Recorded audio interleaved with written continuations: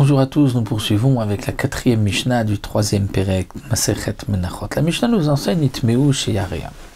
Nous avons une offrande et on a prélevé le kometz, c'est-à-dire cette pleine poignée de cette offrande. Le kometz, on doit le brûler sur le Mizbeach et les restes vont être consommés. Maintenant, les restes Nitmeu Sheyarea ont été impurs. Nitmeu Sheyarea, ils ont été impurs. Une impureté a touché les restes. Ou bien Nisrefu Sheyarea, les restes ont été brûlés par erreur. Ou Avdu Sheyarea, où ils ont été perdus, ils ont disparu. Donc nous avons maintenant quoi? Que le kometz. Est-ce que le kometz, on va quand même le brûler ou pas? On va le mettre sur le Mizbeach. Normalement, le kometz va permettre les shiraim, on pourra les consommer. Mais là, les shiraim sont impurs, les shiraim ne sont plus là, les shiraim ont brûlé. Est-ce qu'on va quand même brûler le kometz pour des shiraim qui ne sont plus là? Eh bien, nous avons la fameuse marloquette entre Rabbi Eliezer et Rabbi Yehoshua. C'est une marloquette qu'on retrouve concernant les korbanot. Imen basar en dam. Ou bien, yesh dam, afal pi she'en basar. Pour Rabbi Yehoshua, s'il n'y a pas de viande dans un korban, on ne peut pas asperger le sang d'un korban. On a fait la shrita d'un korban, on a récupéré le sang, on doit faire la zrika. Mais tous les restes du korban, les graisses et la viande, tout a brûlé. Tout a été perdu. Nous avons que le sang. On va quand même asperger le sang du korban. Rabbi Yehoshua dit non. S'il n'y a pas de viande, il n'y a pas de dam. Le dam vient permettre de brûler les graisses et permettre de manger la viande. Là, il n'y a ni graisse ni viande. Dans ce cas-là, on ne peut pas asperger le sang. Rabbi Eliezer dit si on pourra asperger le sang, le korban va quand même être agréé.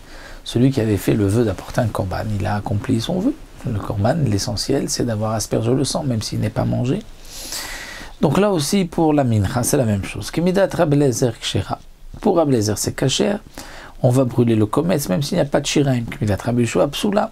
Pour Rabbi Yehoshua, non, puisqu'il n'y a pas de shiraim, donc le kometz vient permettre les shiraim à la consommation. Là, il n'y en a plus. Ça ne sert à rien de brûler le kometz. Donc pour Rabbi Yehoshua, c'est pas sous, le propriétaire ne s'est pas acquitté de son obligation. Pour Rabbi Eliezer, si, il s'est acquitté de son obligation d'apporter une mincha. Un autre dit, Shelo bikli sharet psoula, c'est-à-dire on n'a pas sanctifié le kometz dans un kli sharet. Comme nous l'avons vu au départ, dans une mincha, on apporte un keli. On va mettre la farine dans le keli. Il va y avoir ce qu'on appelle un kiddush keli. La farine va être sanctifiée dans le kli.